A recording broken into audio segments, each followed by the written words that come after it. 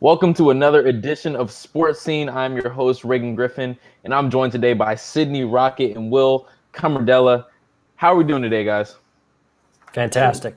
Doing pretty well, ready to talk about some sports. No doubt about it. A lot of firsts going on here today. For you two, it's your first time on Sports Scene. For me, it's my first time anchoring Sports Scene. So it's going to be a fun time. It's going to be a fun time, especially now that it's looking like we might have something to talk about in the near future. Pac-12 football might be happening, you guys. Pac-12 football might be happening. The Big Ten made the decision today to go ahead and pursue a college football season. And in the wake of that, right, the USC college football players, Mon-Ra, Keaton, they put a letter together to Governor Newsom advocating for them to let them go ahead and have a season. What are you guys' initial thoughts on this? I honestly think that they should go through with the football season because I feel like we're going to bounce off of what the Big Ten was doing. And so if they're able to properly have the testing every day and all that, I feel like we can make this happen. But I also feel like it's going to be a lot on the players to stay healthy. And like after you have a big win, you can't just go to a party how you used to. You can't celebrate how you used to because it shows that like one person can screw it up for everybody. But if they stay on the right track, I think we can honestly make this happen. Well, Sydney, you're absolutely right. I mean, all the momentum now is going to the Pac-12. They're going to play. I mean, they have to. Big Ten's playing now. The USC can, and all the Pac-12 schools can really get hurt if they don't play here. You're talking about the kids that are going to play college football this year. Joe Burrow had mentioned of LSU, if I didn't have my senior season last year, I wouldn't have been the first pick in the draft. I wouldn't be on the Bengals. I wouldn't win the Heisman Trophy. These players know they have to be on the field to have a future. And if the Pac-12 doesn't play, you're looking at serious damage for USC and other schools in the Pac-12 in terms of losing guys to transfer and recruiting guys in the future. Where I get concerned in all of this, because I was a pretty big advocate for not having the season because it felt to me like we were trying to do things without having the proper implementations necessary for it to be 100% safe. And I look across the rest of college football, and at this point, I can't say that I'm still sold, right? You've had 1 or 2 weeks where it's been solid. You have had some slip-ups. Memphis football, they obviously had an outbreak within their locker room, so they're having to postpone their season. I know the players want to play. I know the fans want to watch the players play. I know the schools want to make their money from the players playing. Everyone wants this to happen. I'm not sure if everything's in place for it to happen. And I know you mentioned, Sydney, the daily testing and everything, but there's just so many intangibles that that are out of people's control, right? And the second that it's almost like it's a pandemic, it's an outbreak. As soon as there's one slip up, one thing that slips through the cracks, the whole thing shuts down. And to me, that's just too risky, man. It's too risky. I agree with you 100%. And I was reading from the Big Ten article that came out today that it takes 21 days for a player to come back in competition after they test positive for coronavirus. So it's like, what if that's a top player? They can't play for potentially 3 weeks. So that's obviously going to hurt the team. And if it's multiple players, how do you continue without your star players or like the players that are going to make the most impact? So there's a lot of like stuff that they have to weave out, but I feel like they can make it happen if everybody follows protocols. And that's the biggest key. It's a matter of, Sydney, you're right. Who are these guys these college kids, are they going to be able to be trusted to follow protocols, to wear masks, to socially distance when they're not out on the practice field, if it means they get a season? If they do, the season's going to work. If they can't, it's not. It's very simple. And this isn't just USC. This is every school in that Pac-12 schedule, Oregon, UCLA, Utah, you name it. They have to do it. But here's why I feel optimistic, because we alluded to the letter that came out off of Keaton Slotus's Twitter account talking about how committed these guys are. And it was reiterated in a quote tweet from Graham Harrell, the offensive coordinator. You know, these kids, I actually trust these kids to have the maturity to put out this letter to say, we do care about protocol, we do care about safety, but we can find a way to make it work anywhere. I believe these kids know what's at stake. I believe they know what they have to do to be responsible. And I do believe they have a chance to act in a way that this season can happen. So here's a couple questions that occurred to me, because I agree it is incumbent upon the players to act accordingly, right? But it's not only incumbent upon the players. You have coaches. Think about everything that goes into a college football operation. You have coaches, you have coordinators, you have trainers, you have weight training staff, you have people who clean, you have people who wash the jerseys. There's so many. We're talking hundreds of people that go into how a college football team functions, right? Academic advisors. Everyone has to be on the same page here. And to me, that seems like a little too good to be true for that to actually happen. And in theory, it makes sense if you can get this group of players to be on the same page in terms of what needs to be done. But when you take into account all of the people that need to be on the same page and acting accordingly, I just don't see it, man. I simply cannot fathom that many people being, even as something as simple, right? I'm in Los Angeles right now, and, there's been an uptick in USC cases among the student body just because people don't know to act accordingly, right? So even when we're talking about that large of a group of people, it just doesn't seem realistic in my mind. I want to ask you guys this, though. Does it feel to you that, would it be unfortunate to see the Pac-12 kind of taking a follower role here rather than a leader, and allowing, other teams to kind of dictate how, or other conferences, I should say, to dictate how they're going to conduct themselves? I understand that concern. There's no question that the Pac-12 has done anything but take a leadership role on a return to play plan. That's absolutely true. But you know what? That was the case anyway. And at some point, you have to stop worrying about the ego of your conference and how you look, and you have to do what's in the best interest of your kids. And if you believe that your kids can act responsibly, then I think you have to look for a way. Everyone else has, except for you. And I understand your concern. Yes, there are COVID outbreaks. Yes, it happens among young people. Yes, it's happened at this university. But those kids at the university are not playing for football for professional careers. They're not out of being able to do anything for 3 weeks. I do think we can trust the student athletes a little bit more to be responsible in that context. Bouncing off of what you guys are saying, I just want to ask you guys a question. What do you think about players if there potentially is a season this upcoming fall? What do you think about the players who opt out of playing? Should they receive full scholarships, or what do you guys feel about that? Well, I believe it's meant. Sorry. No, I was just saying it's a good question. You go ahead. Yeah, so it mentions in the letter here to Newsom, Newsom has been actually integral in helping those kids who dropped out, making sure that the university takes care of them, and that's a great job by the players. Listen, if you have a pre-existing condition, if you're living with your 80-year-old grandma, that's a different story, and I don't want you risking anybody's life to play football, and I believe the university should absolutely take care of those people. No doubt about it. This is one of those things that none of us could ever see this coming, right? And in the spirit of camaraderie and right, just human decency, you'd think that people would, a scholarship is something that you came here to earn. And granted, you're not going to be able to play on the football field, but nobody is. That's something that you can go ahead and hold on to. I do wonder if they start playing in the fall, if people remain opted out. And I think that might have been part of what ended up kind of catalyzing this issue this movement to get back to football as soon as possible. Once you see a guy like Elijah Vera Tucker opt out, Jay Tufele opt out, Talanoa Hufanga, it could opt out, Amon-Ra could opt out. If these guys start playing in October or November, you could see some of those decisions change feasibly. So I think that might be part of why people want to get back to football so quickly, is because we're seeing all these talented players opt out, and people know that's going to be bad for the product if you're not having the best players possible on the field. And it's a little bit different, but we saw that in Major League Baseball, right? Freddie Freeman for the Braves a week into the MLB season says, you know what? I'm going to give this a shot. He had opted out and he came back in, and the Braves are first in the NL East right now. So, yeah, it's absolutely something you could say. No doubt. I want to flip you guys this for before we move on. With USC, in the power that these players have, Keaton Slovis is one of the most marketable faces in the entire college football, right? People know Amon-Ra St. Brown's name. He has these brothers who've gone to play in the NFL. That's a pretty famous family when we're talking about football. Do these players have enough power to push the envelope when it comes to a figure as powerful as Governor Newsom? Do you think that they can push him to actually lift some of these concerns? Oh, most definitely, because USC is one of the most powerful schools in California. So Governor Newsom obviously knows the power that USC football holds.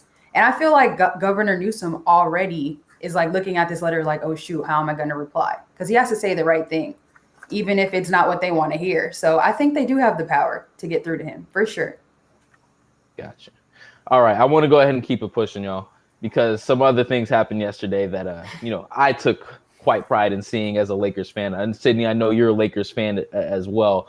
So let's go ahead and talk about the Los Angeles Clippers.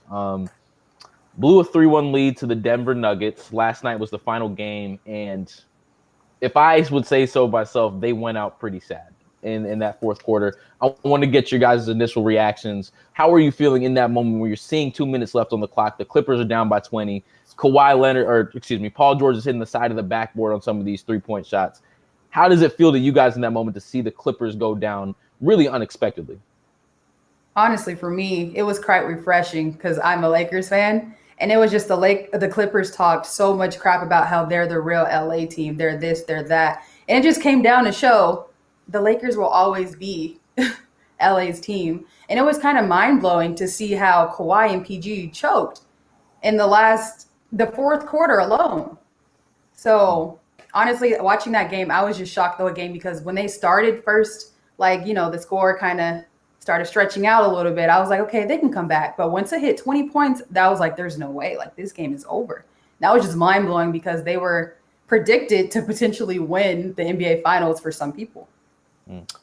Well, before I get into the Clippers, it is worth mentioning, we do have to give a lot of credit to the Denver Nuggets here and the job that Mark Miller has done with them. I mean, Jamal Murray is turning into a superstar before our eyes. Nikola Jokic, for me, is one of the most versatile centers in the NBA at this point, with a stat line of 16 points, 22 rebounds, and 13 assists. But the resiliency of that team as well. I mean, to come back from 2-3-1 leads in that situation, in that bubble, trailing by double-digit points against the Clippers in all three games that they won down the stretch. They didn't have to be that resilient. They didn't have to try that hard. But you know what? They're there on a mission, and we have to give them credit. On to the Clippers. Unmitigated embarrassment. It was terrible. They proved once again they're a second-rate franchise in this city behind the Lakers. You're absolutely right on that, Sydney. And Kawhi Leonard, what are we doing? 1 for 11 shooting in the second half of that game. 0 for 5 in the fourth quarter. This guy was presented to us as one of the best closers in the NBA, one of the best big game players in the NBA, a guy who was challenging LeBron James for throne of the NBA, and he just embarrassed himself in that second half, couldn't do anything, and he should be ashamed of himself. Most definitely. Wow. Y'all coming in hot with this one, man. I will say this. I was not surprised in the slightest. I've been saying this all year long. The funny thing about sports and teams, my friend put it best. You cannot cheat the process. And people were saying all year the Clippers will flip the switch when they need to. The Clippers will start trying when they need to. You simply cannot do that. You either have the switch and it's on, or you don't have the switch and it's off. And that's what we saw with this Clippers team. And one of the most telling things about that game to me was watching the Clippers in the moments when they knew that game was over, right? When Kawhi Leonard and Paul George exited the game, they sat on the bench, right? And obviously you don't want to wear your emotions on your sleeve, but I was looking for something. I'm like, Kawhi, show me something. Hit a chair, throw a water bottle. Paul George, yell at, so like, give me some sort of emotion. But the fact of the matter is the Clippers, they just didn't care enough. So you're saying they gave up? They gave up so easily because they didn't have the energy for it that a team that the Lakers or Milwaukee or any of these teams that we've seen have success this year, the Clippers did not care enough because they hinged their entire identity on beating the Lakers. So when it wasn't the Lakers, they never had the energy to come that they needed to, right? So when you have your backs against the wall, and it's almost like in their heads, it was a foregone conclusion that we'd have this ultimate showdown with the Los Angeles Lakers and LeBron James, that everything else was just a formality, that Jamal Murray and Nikola Jokic had no shot. And at no point did you see that Lakers team or that Clippers team rise up and show some emotion, show some fire, show some passion. It never came out. That switch can't get flipped on and off, man. That switch was off for the Clippers from the jump for the entirety of this season. And when it needed to come on, they simply just did not have it, man. They didn't have it. On Kawhi Leonard, though, one of a question that occurred to me yesterday, and I want to flip it to you guys because I think it's interesting, is if we were introducing basketball to a person who had never watched it before, right? And didn't know any of the narratives about Kawhi Leonard, didn't know about what he accomplished in Toronto last year or the San Antonio Spurs, would he even see Kawhi Leonard as a top 10 NBA player? He would see Kawhi Leonard as a role player who was trying to do too much down the stretch. That's what Kawhi Leonard was. And it is amazing to me that listen, I understand there are games where you're not going to have your shot. And that was the case for Kawhi Leonard. That happens to everyone. But if you're a superstar, if you're the guy, you have to be able to find a way to impact that game in some other way. And this defensive savant, Kawhi Leonard, what did he do? What was his answer to 40 points from Jamal Murray? What was his answer to the double team on Jokic not working? He couldn't find a way to impact that game in other way than just chucking up bad shots over and over again and missing open ones. Yeah, for a first-time person who's never watched Kawhi Leonard, from this playoff series, I would say that they'll be like, oh, that's Kawhi Leonard. Like, oh, he's nothing special. So he obviously didn't do anything special. He was just not accurate at anything this whole last game. So honestly, if it was my first time watching this game, I don't know who would be the star in my eyes. Like, there was no star. They did not rise to the occasion. So maybe next year, hopefully, but who knows? And the thought is, right, that maybe something like this would light a fire under the Clippers. Yeah. And you know, in the press conferences, I was hoping for something. Kawhi Leonard, we're coming back next year. I'm going to the gym right now. I'm going to go work out. Paul George has the audacity to say something like, it wasn't a championship or bust season. In our minds, we were never a championship or bust team.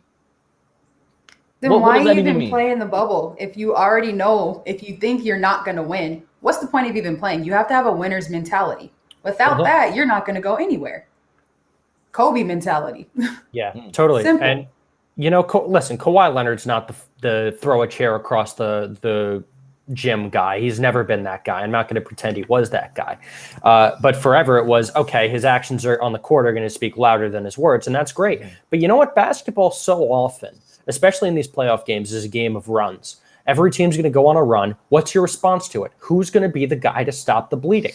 Because the Clippers went up by 12 points in the second half. And you know what Jamal Murray did? He scored 11 points after that, got the deficit back down to 2, and capped off a 20-point second quarter. When the Nuggets started the fourth quarter on an 18-6 run to put that game away, when did Kawhi Leonard stop the bleeding? When did he say enough? When did he find the killer instinct to win that game for the Clippers? It did not happen. Didn't happen, man. I think that was well put by both of you. And to me, this is the first time in Kawhi Leonard's career where he was being the guy that had to set the tone. When he was in San Antonio and he won Finals MVP, and to be clear, this isn't me trying to knock Kawhi Leonard as a basketball player. This is me questioning him as a leader. Because that's how you cement yourself. When you say, I will come to your team, but I also need Paul George. You send out Shai Gilgeous-Alexander, send out all of these first-round picks. I'm going to create the team in the culture that I want here at the Clippers. When you establish yourself as that sort of leader, you have to do a better job. And it's incumbent upon you to have that responsibility of setting the tone. And he at no point during the season did he set a tone that had any sense of urgency about it. No, he sat out all these games. Go ahead, yeah. It's just maintenance days and the occasional good performance. Let's see, he's not a great regular season player, but that was on the back of a promise that when it came time to go to the playoffs, play big games, and eventually play the Lakers, Kawhi Leonard was going to be the silent assassin, and he couldn't even get to that series. Couldn't even get to the series because you know what? The silent assassin is not the guy that you need leading the team. And that's what I think we all learned is that, in San Antonio, right? It wasn't Kawhi Leonard's job to set the tone. That's Greg Popovich. That's Tim Duncan, Tony Parker, Manu Ginobili. That's who set the tone there. When he goes up to Toronto, who's setting the tone? You have Coach Nick Nurse. You have Kyle Lowry. You have all these fiery dudes who set a tone. At no point was anyone asking Kawhi to set the tone until he got to the Los Angeles Clippers. And when he had to set the tone, he set a lethargic tone. He set a tone that said, we don't care about this. We said it. We don't care about this, any of this regular season. We don't even care about the playoffs until we play the Lakers. And ultimately, that was their downfall. Arrogance, man. Mm-hmm. Arrogance is that's a bad thing to carry yourself with when it's not earned yet. And I think that's what we saw with the Los Angeles Clippers. Sydney, what are your thoughts on this level of arrogance that the Clippers displayed? I just think it goes to show that when it comes down to it, you have to produce, you have to perform. You can't say, oh yeah, you just can't think you're gonna make it to the finals. Like, it's just not going to happen. You have to put the work in the easy games in order to make it there, and they just simply didn't do it. 100%. Process. Yep. Speaking of process, Will, I know you went through a process to come up with this hot take that you have for us. Go ahead, spill it, man. That's right. I like the Pittsburgh Steelers coming out of the NFC North. They're going to have a better season than the Ravens. You heard it here first. I was watching them very closely on Monday night, and for me, they passed every single test. They were one of the most intriguing teams, but one of the teams with the greatest amount of question marks. Most of it centered around their quarterback and Ben Roethlisberger. Main question being, is he Ben Roethlisberger after that injury, right? Okay. So he came out, he wasn't great early. He took a lot of hits, but I kept watching him get back up, showing durability, showing a little more youth than we had seen in the past. And, down the stretch, starting with that 2-minute drill at the end of the first half, making every big throw necessary to lead the Steelers over the top. I think Big Ben's back. I think this defense is rocking for the Steelers, and I think they're a nightmare matchup for the Baltimore Ravens, and they're going to be better than them. But I agree with you 100%. I agree with the Steelers are going to take it over. But do you think that he can stay healthy? In a quote today, he said, I was saying today, I feel like I was just in a car accident. Yesterday, I felt like I was in a train wreck. Hopefully tomorrow, it'll feel like I just fell off a bike. And this is only after the first game, but luckily he did say that his arm is the only thing that's not sore. So how do you think like him potentially getting hurt can influence the rest of their season? So first of all, again, you said the arm isn't sore. Mm-hmm. That's a big deal for him because that hasn't been the case forever with this guy, right? And listen, he's a professional football player. He got sacked by a 300-pound Dexter Lawrence on Monday night. You're right, he's going to be hurting. But I do think that he has the durability. That's what he's known for, durability. He's a big guy who stands in the pocket and he takes the shots and he keeps going. I do believe, you know what, he's hurting, but he's going to play through it and he's going to continue to be effective for the Steelers.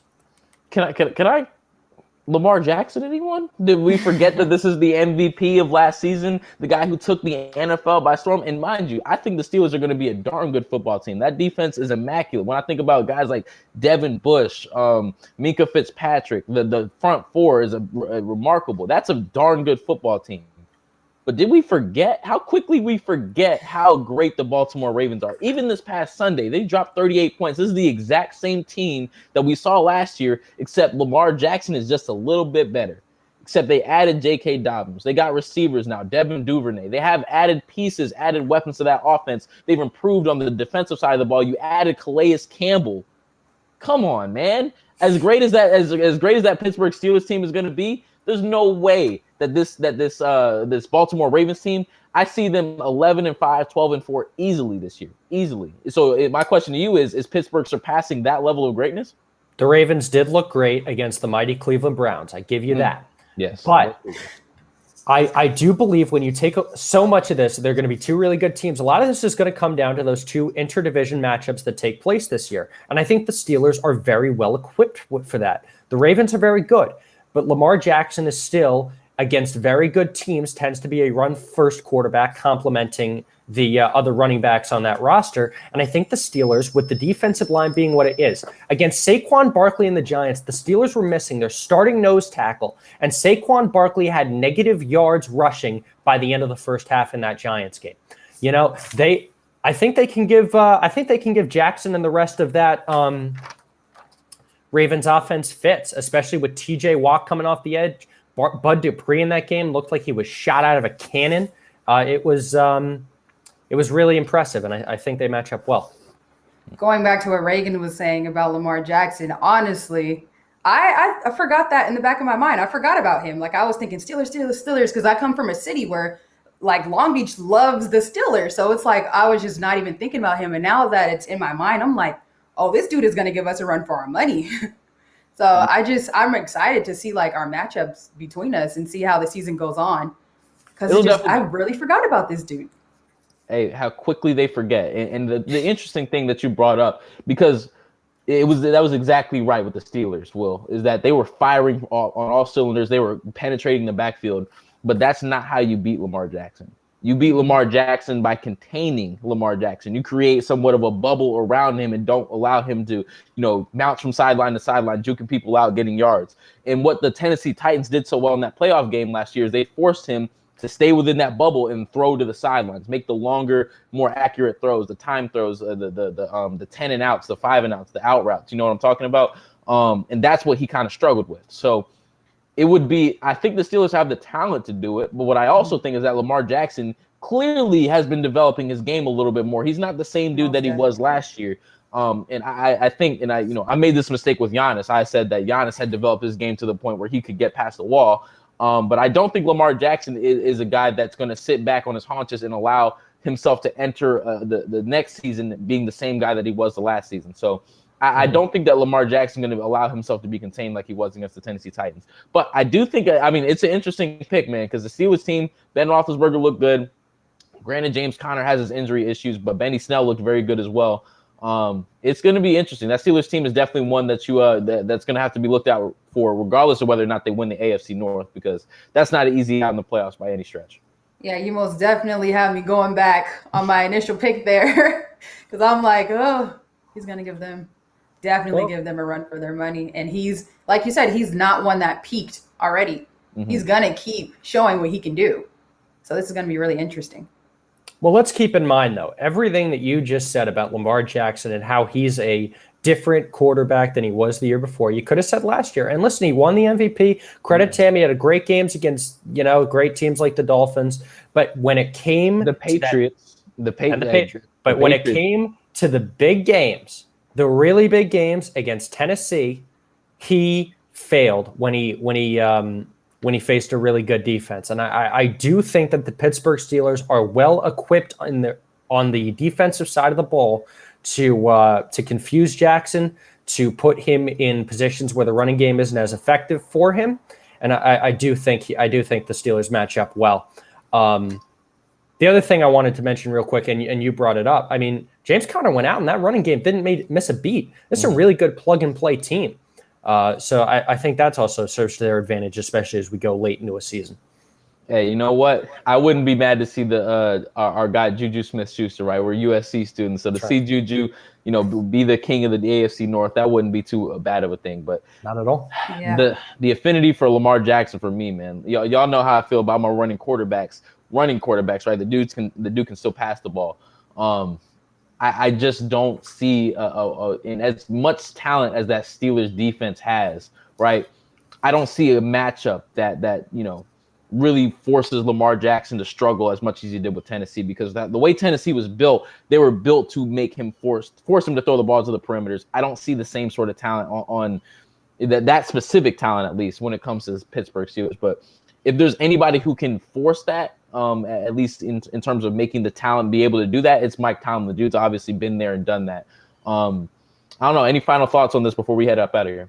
All I'd say is don't sleep on Bud Dupree and TJ Watt coming off the edge to be able to adjust their game for Lamar Jackson. I have a lot of trust in Mike Tomlin, and I have a lot of trust in that roster. Rightfully so. I was just going to say, I'm excited to see this matchup, and I'm Team Juju all the way. We went to the same high school. He went to USC. He's just a Long Beach legend, so it's just like I'm rooting for the Steelers, but then it's like I'm also rooting for Lamar Jackson. You want to Poly? Yes, Long Beach Poly. That's a good football team. Yes, that's why I'm like, I can't go against the Steelers. Like, I just can't. It'll be inhumane for me. What about the quarterback matchup? Would you go so far, Will, to say that, Ben Roethlisberger could potentially outplay Lamar Jackson in a head-to-head match? I think in big games, cold weather, late in the season, Ben Roethlisberger is more well-equipped to succeed.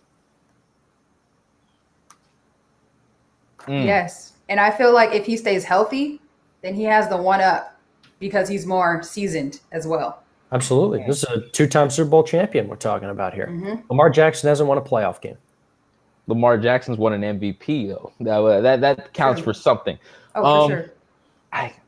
The way it would work, right, in my mind, is if Ben Roethlisberger were to outplay Lamar Jackson, it would be because the Pittsburgh defense hounded Lamar Jackson to the point where he didn't have a good game, not because the two guys head-to-head. In terms of a talent perspective, I think Lamar Jackson has the edge, but that Steelers defense, that's a bad team right there. That steel curtain, that mentality is a little bit there, man. But I think that'll do it for this episode. Will, heck of a hot take, man. We'll see how that thing plays out. Sydney, thank you for joining the show. Will, thank you for joining the show. Thank you all for tuning in and listening to what we had to say. As a Lakers fan, this is a very satisfying show to do because, again, the Clippers are out of there, man. But they will be here every Wednesday. Make sure you tune in every week, and we'll see you next time.